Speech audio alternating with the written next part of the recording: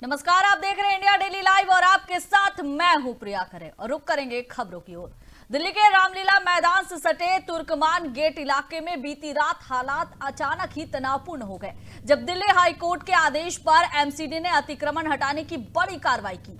देर रात करीबन 1 बजे 17 बुलडोजरों के साथ बारात घर, डायग्नोस्टिक सेंटर और दुकानों को ढहाया गया। बता दें कि फेज ए इलाही मस्जिद और कब्रिस्तान से सटी जमीन पर चल रही इस कार्रवाई के दौरान भीड़ भड़क उठी।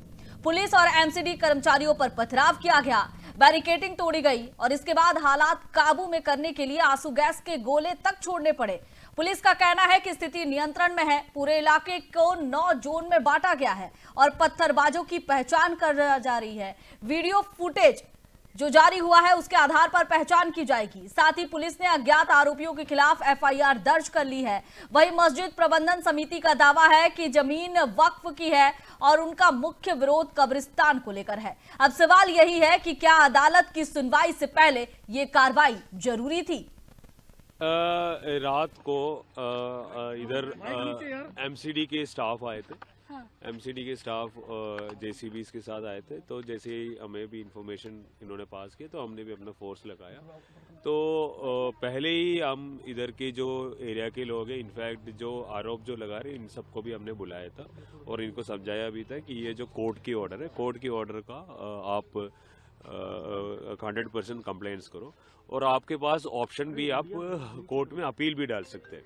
इनफैक्ट कल इन्होंने अपील में भी गया था, अपील में there was no stay order, तो फिर all possible legal ways were exhausted. लेकिन सर वो तो ये लेट मी फिनिश। देन फिर एमसीडी टोल्ड कि we will go with at the demolition. तो हम लोग इधर आने के बाद 150 के आसपास लोग इधर इकट्ठा हुआ। Majority of the people were just curious to know like what is happening. तो हम लोग उनको बता दिया कि आप लोग इधर से चले जाओ, ये कानून की कोर्ट की ऑर्डर है, कोर्ट की ऑर्डर भी दिखाए। तो मेजोरिटी ऑफ द पीपल वहां से चले गया। 25-30 लोग जो थे उस जो स्ट्रीट है वहां स्ट्रीट से फिर इन्होंने पुलिस के ऊपर पत्थर मार दिए। उसका वीडियोस भी अभी सोशल मीडिया में है, अगर आपको नहीं मिला तो मैं भेज दूंगा, ठीक है। उसके बाद पुलिस को रिटेलिएशन में we had to use force. उसमें एक्चुअली फोर्स को यूज करके हमने उनको पुश किया। पुश करने के बाद उनको वहां से पुश करने के बाद वी स्टार्टेड द डेमोलिशन। इस प्रोसेस में जब पत्थर फेंका, उस पत्थर फेंकने के प्रोसेस में 5 पुलिसकर्मी इंजर्ड है और इनको हॉस्पिटल में लेके गया and their injuries are minor in nature.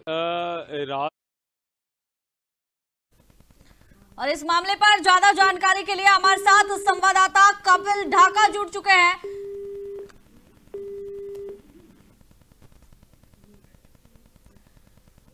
तो बड़ी खबर राजधानी दिल्ली से है। कल तुर्कमान गेट इलाके में फैजे इलाही मस्जिद है, उसके पास अतिक्रमण वाले इलाके पर बुलडोजर की कार्रवाई हुई है। रात 1 बजे के करीबन बुलडोजर की कार्रवाई हुई है। तस्वीर में आप देख सकते हैं रामलीला मैदान के पास तुर्कमेन गेट जो है, फैजे इलाही मस्जिद के पास अतिक्रमण वाली जगह पर अभियान चलाया गया। अवैध ढांचों को हटाने के लिए 17 बुलडोजर इस दौरान लगाए गए काम पर। दिल्ली हाई कोर्ट के निर्देश के बाद एमसीडी ने अतिक्रमण के खिलाफ ये कार्रवाई की है। कुछ लोगों ने इस दौरान पथराव भी किया। जैसे ही कार्रवाई शुरू हुई, वहां के जो लोग हैं, बारात घर को हटाया जा रहा था, कुछ अवैध जो वहां पर कब्जा की गई थी जमीन, उन सबको हटाया जा रहा था। और इसके बाद जो है वहां जो लोग मौजूद थे उनका गुस्सा भड़क उठा। एमसीडी कार्यकर्ताओं पर पथराव किए गए। बुलडोजर की कार्रवाई से लोग खासा नाराज हो गए थे। 5 पुलिसकर्मी इस दौरान घायल हुए हैं, ऐसी खबर सामने आ रही है। हालांकि पुलिस की माने तो यह अभियान पहले कानून व्यवस्था बनाए रखने के लिए व्यापक इंतजाम किए गए थे, लेकिन इस दौरान अचानक ही पथराव की खबरें सामने आने लगी। वरिष्ठ अधिकारियों को तैनात किया गया। फिलहाल इलाके में शांतिपूर्ण माहौल कायम है। और एक बार फिर से हमारे साथ संवाददाता कपिल ढाका जुड़ चुके हैं। कपिल, फिलहाल स्थिति क्या बनी हुई है? रात 1 बजे बुलडोजर की कार्रवाई हुई है और इस दौरान पथराव की तस्वीर भी सामने आई थी। पुलिस का कहना है कि अभी फिलहाल इलाके में शांति है। आप बता सकते हैं कि अभी फिलहाल कैसी स्थिति बनी हुई है और जो पथराव किया गया था, क्या उन लोगों की गिरफ्तारी हुई है? हम आपको बता देते हैं कि पुलिस ने रात में जो पुलिस ने सीसीटीवी फुटेज और ड्रोन के द्वारा जो भी दंगाई दिखे उन पर मुकदमा दर्ज किया गया है। करीब पुलिस का कहना है कि 10 लोगों के खिलाफ मुकदमा दर्ज किया गया है और बीएनएस की धारा 164 लागू कर दी गई है, जिसकी वजह से शांति बनाए रहे। और आपको ये कहते हैं कि अक्टूबर 2025 में एक संयुक्त कमेटी बनी थी जिसमें एमसीडी, पीडब्ल्यूडी और एलडीओ अधिकारी थे, जिन्हें 4 जनवरी को अतिक्रमण हटाने के लिए को बताया गया था। लेकिन जैसे ही एमसीडी गया तो लोकल लोगों ने इकट्ठा होकर उनके साथ मारपीट करने की कोशिश की, जिसको देखते हुए कल रात को बुलडोजर द्वारा ये कार्रवाई की गई। और लेकिन स्थानीय लोगों ने जिन्होंने अवैध कब्जा किया था, पुलिस पे और स्टाफ पे पथराव किए। लेकिन क्या आरोप लगाए जा रहे हैं कपिल? जिन लोगों ने पथराव किया, गुस्सा भड़क उठा, रात 1 बजे ये बुलडोजर की कार्रवाई हुई, 17 बुलडोजर इस दौरान लगाए गए थे। जो वहां के लोग हैं, जो बारात घर है जहां अवैध अतिक्रमण किया गया था, उन लोगों का क्या कहना है? उन लोगों का कहना है कि ये जमीन हमको वक्फ बोर्ड से मिली हुई है, जिसको अवैध रूप से जिसको सरकार अपना बता रही है, जो कि गलत है। जबकि सरकार के कर्मचारी और डीसीपी साहब का कहना है कि हाई कोर्ट का फैसला है, जिसको मानना सभी लोगों का धर्म है। और हम हाई कोर्ट के फैसले को करते हुए रामलीला मैदान के पास 38,940 वर्ग फुट अतिक्रमण को हटाया गया है और मस्जिद की 0.195 जमीन को छोड़ दिया गया है। ठीक है कपिल, लेकिन इसके साथ ही अब सवाल ये भी उठ रहा है ना कि रात 1 बजे अगर बुलडोजर की कार्रवाई होती है तो ये क्या सही माना जाएगा? वो रात को इसलिए किया गया है कि क्योंकि तुर्कमान गेट बहुत भीड़ भाड़ वाला इलाका है। अगर दिन में करते हैं तो बहुत लंबा ट्रैफिक जाम होने की होती है, जिससे आवाजाही आगमन रुक जाता। इसलिए रात को किया गया क्योंकि रात को ट्रैफिक बहुत कम होता है। फिलहाल की स्थिति क्या कुछ है कपिल? फिलहाल की स्थिति वहाँ पे सामान्य है। पुलिस बल और आरएएफ वहाँ पे लगा है। पुलिस अधिकारी मौके पे गश्त कर रहे हैं। फिलहाल में वहाँ पे स्थिति बिल्कुल सार्वजनिक बनी हुई है। अभी कोई लेकिन कपिल, सवाल तो ये भी है ना कि इसकी अगली सुनवाई की तारीख भी तय है और उससे पहले ये कार्रवाई, ये भी तो सवाल खड़े कर रहे हैं ना। देखिए, अधिकारियों का कहना है कि हमने जो माननीय हाई कोर्ट का आदेश है उस पर कार्रवाई की। जो आगे जो भी कोई होगा, जो माननीय हाई कोर्ट इसको कहेंगे, हम उनके आदेश का पालन करेंगे। लेकिन इसमें यह भी आरोप लग रहा है कि जो कब्रिस्तान है इसे ही निशाना बनाया जा रहा है, मेन टारगेट वही है। ऐसा नहीं है। एक सेफ इंडिया फाउंडेशन ने जो कब्रिस्तान के आसपास की जमीन थी उसके खिलाफ एक सुनवाई को याचिका सुनवाई पर कार्रवाई करते हाई कोर्ट ने आदेश दिया है कि ये अतिक्रमण को हटाया जाए। ठीक है कपिल, जो 5 लोग पुलिस के घायल हुए थे उनकी स्थिति अभी क्या है? उनको मामूली चोट थी, उनको उपचार के बाद फिलहाल में सामान्य है। और जिन लोगों ने उनको पथराव किया है उनकी गिरफ्तारी कर ली गई है। और बाकी लोगों को कितने लोगों की कपिल गिरफ्तारी हुई है? करीब 10 लोगों की हुई है, जो वहाँ पे जो सीसीटीवी कैमरे में कैद हुई है। पुलिस का कहना है कि बाकी लोगों की पहचान की जा रही है और जल्दी ही उन पर एफआईआर दर्ज की जाएंगी। चलिए कपिल, बहुत बहुत धन्यवाद आपका। तो बड़ी खबर राजधानी दिल्ली से है। फैज इलाही मस्जिद कब्रिस्तान के पास जो विवादित मामला था, इस पर कल रात 1 बजे बुलडोजर की कार्रवाई हुई। एमसीडी की तरफ से 17 बुलडोजर लगवाए गए थे। कार्रवाई हुई और इसके बाद अचानक ही पथराव शुरू हो गया। पुलिस कर्मियों के ऊपर पथराव किया गया और इस पथराव में करीबन 5 पुलिसकर्मी घायल हुए हैं, जिनकी फिलहाल स्थिति जो है सामान्य बताई जा रही है। लेकिन एक तरफ ये भी सवाल उठ रहे हैं कि कहीं ना कहीं कब्रिस्तान को लेकर अब एक नया मसला सामने आ रहा है। सरकार के ऊपर इस कार्रवाई को लेकर आरोप लगाए जा रहे हैं। खैर, अब देखना है कि इस पर क्या कुछ एक्शन होता है। फिलहाल जिन लोगों ने पथराव किया है उनमें 10 लोगों को गिरफ्तार कर लिया गया है। चलिए बढ़ते हैं अगली खबर की ओर। दिल्ली विधानसभा में मंत्री कपिल मिश्रा ने नेता प्रतिपक्ष और आम आदमी पार्टी की नेता आतिशी के बयान को लेकर तीखा हमला बोला है। कपिल मिश्रा ने कहा कि आतिशी ने विधानसभा के भीतर बेहद ही शर्मनाक और निंदनीय बयान दिया है और इसे किसी भी हाल में स्वीकार नहीं किया जा सकता है। उन्होंने कहा कि इस बयान से न केवल सदन की गरिमा को ठेस पहुंची है, बल्कि दिल्ली की जनता और सिख समाज की भावनाएं भी आहत हुई है। कपिल मिश्रा ने साफ शब्दों में कहा कि आतिशी को सार्वजनिक रूप से दिल्ली की जनता, सिख समाज और पूरे सदन से माफी मांगनी चाहिए। उन्होंने यह भी कहा कि सदन का अपना एक एजेंडा होता है, लेकिन जो शब्द कल सदन में बोले गए वो एक बड़ा अपराध है। मंत्री ने कहा कि सरकार इस मुद्दे पर चुप नहीं बैठेगी और आतिशी के खिलाफ निंदा प्रस्ताव लाया जाएगा। प्रतिपक्ष आतिशी मार्लिना का बहुत ही शर्मनाक कल का जो उनका हरकत है, और उन्होंने अभी तक उसके लिए माफ़ी नहीं मांगी है, और मुझे लगता है कि उनको सार्वजनिक तौर पर माफ़ी मांगनी चाहिए, दिल्ली की जनता से माफ़ी मांगनी चाहिए, सिख समाज से माफ़ी मांगनी चाहिए, इस सदन से माफ़ी मांगनी चाहिए। बहुत ही शर्मनाक आतिशी मार्लिना का कल का जो हरकत है, और मुझे लगता है कि उनको माफ़ी मांगनी ही चाहिए है। आज सदन पे पॉल्यूशन के ऊपर चर्चा होनी है, बहुत सारे अन्य विषयों पे चर्चा होनी है, जन विश्वास बिल सदन में आना है, शॉप एंड एस्टेब्लिशमेंट एक्ट जो हम लोगों ने रिवाइव किया है उसको भी हम सदन में आज प्रस्तुत करने जा रहे हैं। सदन का अपना एजेंडा है, लेकिन जो कल सदन के अंदर पाप हुआ है आतिशी मार्लिना के द्वारा, उस पाप के लिए उनको माफ़ी मांगनी ही पड़ेगी। सर, निंदा प्रस्ताव डेफिनेटली लेकर आएंगे हम लोग, और मुझे लगता है कि निंदा प्रस्ताव भी उस पाप के आगे बहुत छोटा है। आतिशी मार्लिना ने कल बहुत ही शर्मनाक हरकत की है। प्रतिपक्ष महाराष्ट्र की राजनीति में एक बार फिर बयानबाजी तेज हो गई है। शिवसेना यूबीटी के सांसद संजय राउत ने भारतीय जनता पार्टी पर तीखा हमला बोलते हुए उसे दोहरे चरित्र वाली पार्टी बताया है।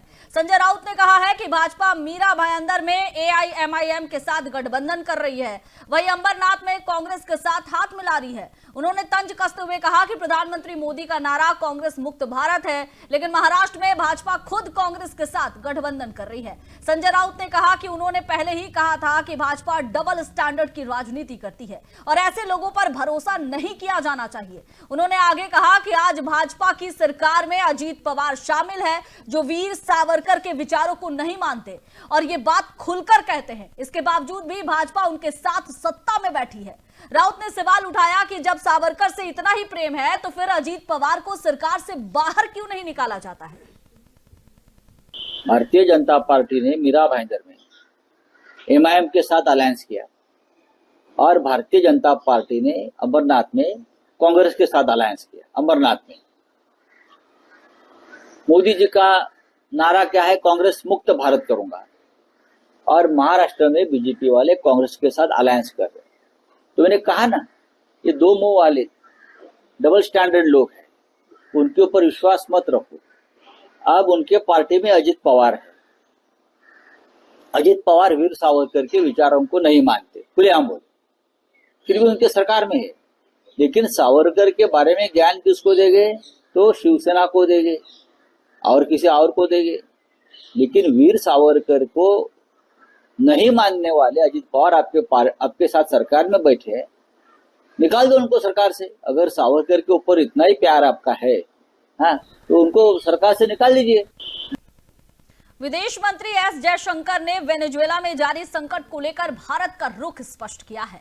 एस जयशंकर ने कहा कि भारत वहां के हालात को लेकर चिंतित है और सभी संबंधित पक्षों से अपील करता है कि वे आपस में बातचीत कर ऐसी स्थिति तक पहुंचे जो वेनेजुएला के लोगों की भलाई और सुरक्षा के हित में हो। उन्होंने कहा कि भारत की मूल चिंता यही है कि वेनेजुएला इस संकट से सुरक्षित और स्थिर तरीके से बाहर निकले। विदेश मंत्री ने यह भी रेखांकित किया है कि भारत और वेनेजुएला के बीच वर्षों पुराने अच्छे और मजबूत संबंध रहे हैं, इसलिए भारत चाहता है कि वहां की जनता को किसी भी तरह का नुकसान ना हो। जयशंकर ने कहा कि घटनाओं की दिशा चाहे जैसी भी हो, भारत शांतिपूर्ण समाधान और संवाद के माध्यम से हालात सुधरते देखना चाहता है।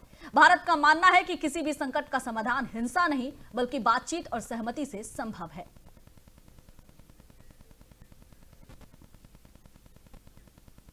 हिमाचल प्रदेश के राज्यपाल शिव प्रताप शुक्ला ने बांग्लादेश में हिंदुओं पर हो रहे अत्याचार को लेकर भारत सरकार की भूमिका पर भरोसा जताया है।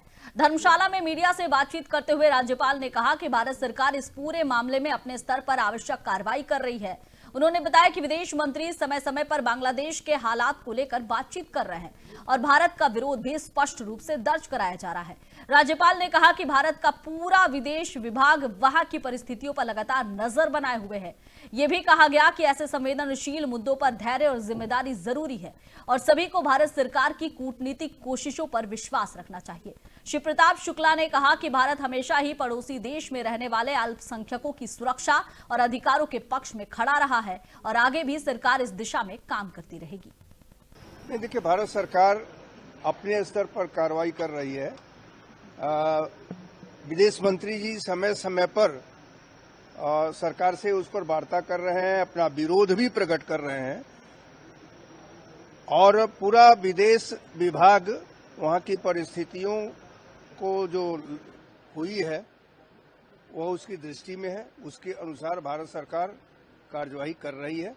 मैं समझता हूं कि भारत सरकार के उस कार्रवाई पर सबको विश्वास है। दिल्ली के मंत्री प्रवेश वर्मा ने राजधानी में पीने के पानी की सप्लाई को लेकर बड़ा निर्देश दिया है। प्रवेश वर्मा ने दिल्ली जल बोर्ड को साफ शब्दों में कहा कि पानी की आपूर्ति में किसी भी तरह की मिलावट बर्दाश्त नहीं की जाएगी। उन्होंने जल बोर्ड के अधिकारियों को मॉनिटरिंग व्यवस्था और अधिक सख्त करने के साथ साथ नियमित और गहन जांच करने के निर्देश दिए हैं। मंत्री ने कहा कि दिल्ली के नागरिकों को शुद्ध और सुरक्षित पेयजल उपलब्ध कराना सरकार की प्राथमिकता है। इसके लिए जल स्रोतों, ट्रीटमेंट प्लांट, सप्लाई लाइन पर लगातार निगरानी जरूरी है। प्रवेश वर्मा ने अधिकारियों से यह भी सुनिश्चित करने को कहा कि शिकायत मिलने पर तुरंत कार्रवाई हो और दोषियों के खिलाफ सख्त कदम उठाए जाए। सरकार का स्पष्ट संदेश है कि जनता के स्वास्थ्य से कोई समझौता नहीं होगा।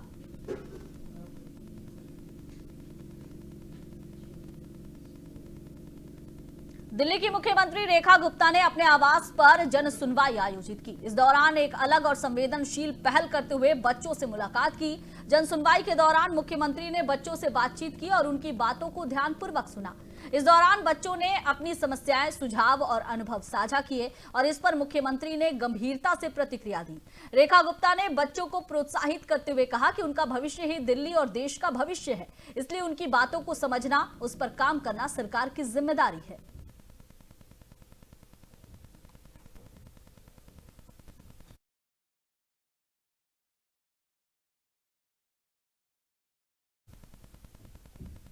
जम्मू कश्मीर के पूंछ जिले में भारी बर्फबारी के बाद मुगल रोड पर यातायात बुरी तरह से प्रभावित हो गया। बर्फ जमने के कारण सड़क कई जगहों पर पूरी तरह बंद हो गई और इसके बाद प्रशासन ने बर्फ हटाने का अभियान तेज कर दिया। मशीनों और कर्मचारियों की मदद से सड़क से जमी बर्फ हटाई जा रही है ताकि आवाजाही को जल्द से जल्द बहाल किया जा सके। प्रशासन का कहना है कि मौसम की चुनौती के बावजूद टीमें लगातार काम में जुटी है। मुगल रोड को रणनीतिक और स्थानीय लोगों के लिए बेहद ही अहम माना जा रहा है। इसे राजनीतिक जो सड़क है उसे कहीं ना कहीं राजनीतिक तरीके से भी अहम माना जाता है, इसलिए इसे खोलने को लेकर प्राथमिकता दी जा रही है। अधिकारियों ने लोगों से अपील की है कि सड़क पूरी तरह से सुरक्षित होने तक अनावश्यक यात्रा से बचे। बर्फबारी के चलते ठंड भी काफी बढ़ गई है। ऐसे में प्रशासन लगातार हालात पर नजर बनाए हुए है। यात्रियों की सुरक्षा को लेकर भी सतर्कता बरती जा रही है।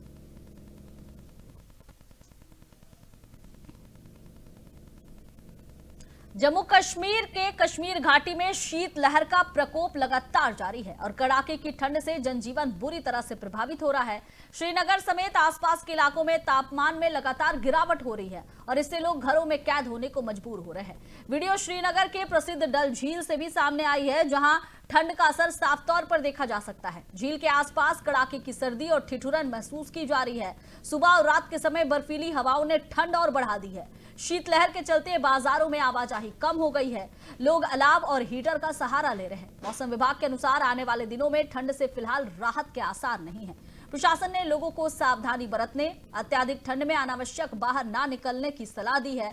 लगातार ठंड के कारण स्कूलों और दैनिक गतिविधियों पर भी असर देखने को मिला है।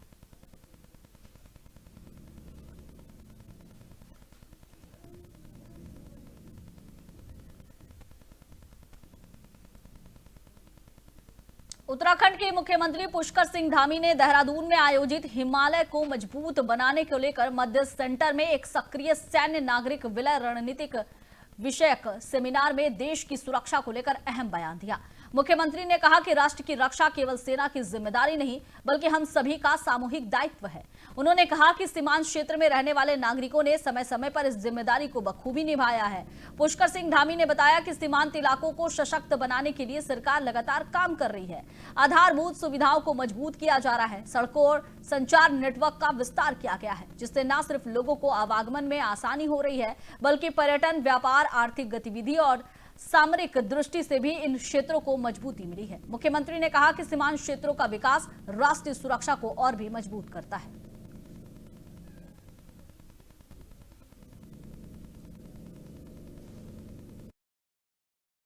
मेरा मानना है कि राष्ट्र की रक्षा केवल सेना की जिम्मेदारी नहीं है बल्कि हम सभी का दायित्व है। सिविल के लोगों का भी उतना ही दायित्व है, देश के हर नागरिक का दायित्व है। हमारे सीमांत क्षेत्रों वाले रहने वाले नागरिकों ने तो समय समय पर अपने इस दायित्व को बहुत बखूबी निभाने का काम किया है।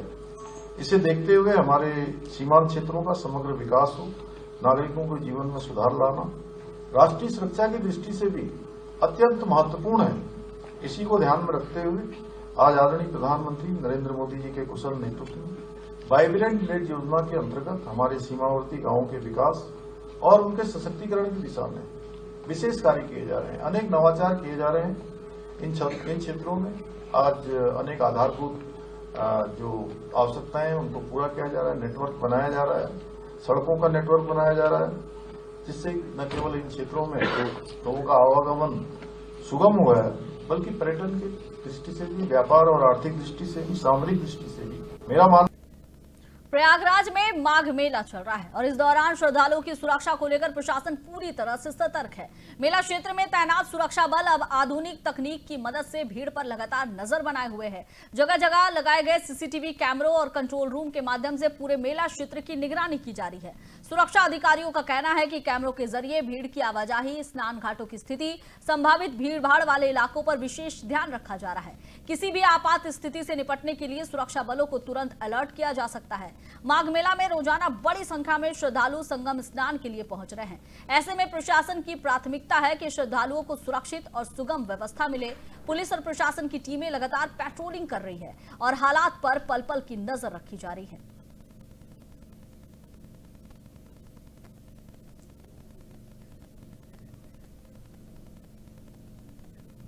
राजस्थान के अजमेर शहर में आज सुबह कोहरे की मोटी परत देखने को मिली और इससे ठंड का असर और भी बढ़ गया है। सुबह के समय सड़कों पर दृश्यता काफी कम रही। वाहन चालकों को सावधानी के साथ सफर करना पड़ रहा है। कोहरे के चलते सामान्य जनजीवन भी प्रभावित नजर आया। खासकर सुबह की आवाजाही पर असर पड़ा है। मौसम विभाग के अनुसार आज अजमेर में न्यूनतम तापमान करीबन 7 डिग्री सेल्सियस रहने का अनुमान है। ठंडी हवाओं और कम तापमान के कारण लोग घरों में गर्म कपड़े और अलाव का सहारा ले रहे हैं। कोहरे के कारण रेलवे और यातायात यानी सड़क यातायात पर भी असर पड़ रहा है। मौसम विभाग ने अगले कुछ दिनों तक ठंड और कोहरे के बने रहने की संभावना जताई है। प्रशासन ने लोगों से अपील की है कि सुबह और देर रात यात्रा के दौरान सतर्क रहे। ठंड से जो ठंड बढ़ रही है उसमें भी खासतौर पर बुजुर्ग और बच्चों को अतिरिक्त सावधानी बरतने की सलाह दी गई है।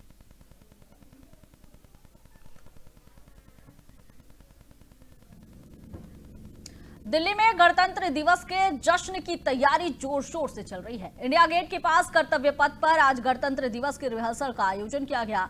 सुरक्षा बल और आयोजकों ने सुनिश्चित किया कि अभ्यास पूरी तरह से व्यवस्थित और सुरक्षित तरीके से हो। इस दौरान परेड में शामिल होने वाले विभिन्न दल, मार्चिंग स्क्वाड और इसके साथ ही सांस्कृतिक समूहों ने अपनी प्रस्तुतियों का अभ्यास किया। रिहर्सल में फ्लोट, बैंड और सशक्त बलों के जवान भी शामिल हुए ताकि 26 जनवरी को समारोह में निर्बाध और भव्य तरीके से ये संपन्न हो पाए। अधिकारियों ने कहा कि रिहर्सल के दौरान सुरक्षा, समयबद्धता, अनुशासन पर विशेष ध्यान दिया जा रहा है। नागरिकों से अपील की गई है कि अभ्यास के दौरान मार्ग पर अनावश्यक ठहराव या भीड़ से बचे। इस रिहर्सल का उद्देश्य मुख्य कार्यक्रम में किसी भी प्रकार की बाधा ना आए, इससे बचना है और भव्य परेड सुनिश्चित करना है।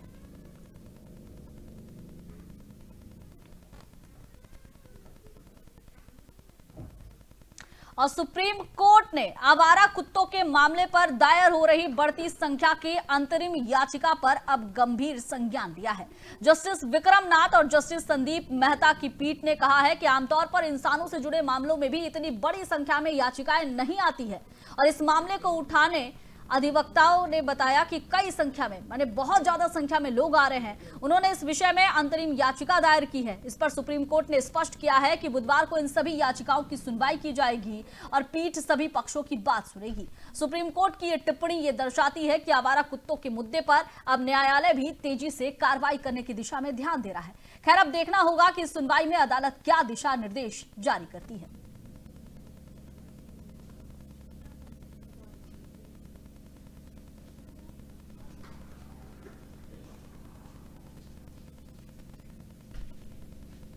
उत्तराखंड से दिल्ली तक राजनीतिक और सामाजिक भूचाल लाने वाले अंकिता भंडारी हत्याकांड को लेकर एक बार फिर माहौल गर्मा गया है। इस बार चर्चा के केंद्र में है अभिनेत्री और सामाजिक मुद्दों पर मुखर रहने वाली उर्मिला सनावर, जिनकी करीबन 9 दिनों की खामोशी के बाद वापसी हुई है और इस वापसी ने एक नए संकेत दे दिए हैं। उर्मिला सनावर ने सोशल मीडिया पर जो पोस्ट साझा की है उसने लोगों का ध्यान खींच लिया है। पोस्ट के शब्दों और अंदाज को देखकर साफ महसूस किया जा सकता है कि सिर्फ एक वापसी नहीं बल्कि किसी बड़े खुलासे या तीखी प्रतिक्रिया का संकेत है।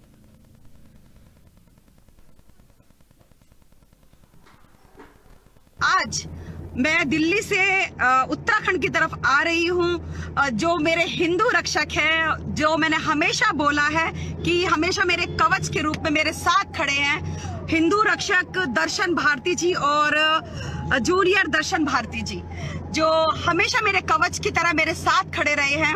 और आज उन्होंने मुझे भरोसा दिलाया है, मुझे कमिटमेंट किया है कि तुम्हारी पूरी सुरक्षा की जिम्मेदारी हमारी है। उत्तराखंड में अगर तुम्हें कुछ भी होता है, शासन प्रशासन तुम्हारा कुछ भी अगर नुकसान करती है तो उसकी पूर्ण जिम्मेदारी हिंदू संगठन की होगी और खाली दर्शन भारती जी नहीं। और मुझे पता है कि मैं इस समय उत्तराखंड की जनता के दिलों में वास कर रही हूँ, तो मैं आ रही हूँ एक SIT जांच के लिए। जिस तरह से अब अंकिता भंडारी के न्याय के लिए लोग सड़कों पर उतर चुके, और मुझे लगता है कि मुझे अब सामने आना चाहिए था। और मैं यही कहती हूँ कि अब ये बेटी, ये हिंदू बेटी अंकिता भंडारी के न्याय के लिए आ रही है। हाँ, ये बात है कि हम 9 दिन से हिडन तरीके से रह रहे थे, एक गुरुद्वारे में रह रहे थे या मोदी जी के घरों में रह रहे थे। मोदी जी का घर एक रैन बसेरा, हम वहां रह रहे थे। लेकिन वो कहते हैं ना कि दुर्गा जी को भी महिषासुर का नाश करने के लिए, उसका वध करने के लिए गर्भजून में रहना पड़ा, या पांडवों को भी अज्ञातवास में रहना पड़ा। तो इसीलिए अब हमारे अपने अज्ञातवास से निकल रहे हैं और 9 दिन के बाद हम बाहर आ रहे हैं और उत्तराखंड की धरती पर, देवों की धरती पर, और हमें खुद महसूस होता है कि मैं नहीं आ रही, स्वयं अंकिता भंडारी आ रही है। आज एटा में पूर्व सभासद हामिद अली पप्पू हत्याकांड के खुलासे से परिजन संतुष्ट नहीं नजर आ रहे हैं और इसे लेकर सैकड़ों की संख्या में परिजन और स्थानीय लोग GRP थाने पहुंच गए।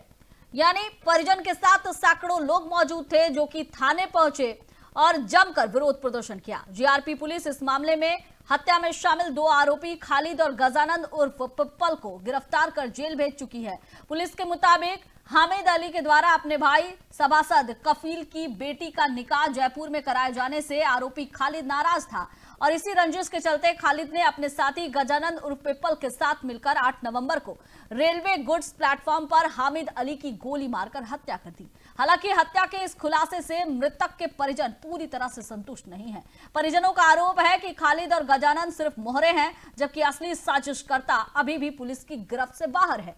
परिजनों ने मांग की है कि इस पूरे हत्याकांड की निष्पक्ष और गहन जांच कराई जाए और साजिश रचने वाले मुख्य आरोपी को जल्द से जल्द गिरफ्तार कर जेल भेजा जाए। फिलहाल GRP थाना परिसर में पुलिस बल तैनात है और हालात पर नजर रखी जा रही है। हम लोग GRP थाने इस संबंध में गए थे। केस अभी बाकी है और कड़ियां खुलना रह गई हैं। अभी हमारी मांग ये है, जो भी है इसमें षड्यंत्र में शामिल, सब सामने आने चाहिए। उसने अपनी बहन का, अभी उसने जो नाम लिया है हम उससे भी संतुष्ट है, लेकिन इस कत्ल में और भी लोग शामिल हैं, वो सामने आना चाहिए। हम लोग GRP थाने इस संबंध में गए थे। आप देखते रहिए इंडिया डेली लाइव। नमस्कार।